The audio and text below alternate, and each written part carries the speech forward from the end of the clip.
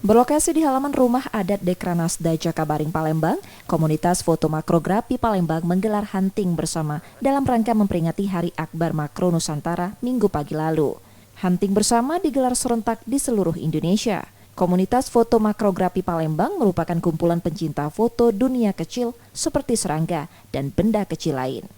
Genre foto makro merupakan paling sulit dari fotografi.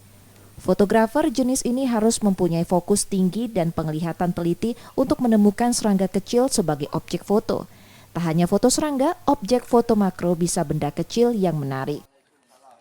Kalau tidak terbiasa tentu sulit sekali untuk foto makro ini sulit sekali kalau memang tidak terbiasa. Tidak semua orang, kalau menurut saya tidak semua orang bisa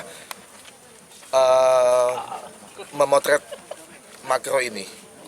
Ada trik-triknya enggak untuk kaula muda supaya lebih condong cinta ke makro ini? Kalau dari saya, pertama passion dulu. Kalau kita memang tertarik dengan foto makro, tentunya akan enak.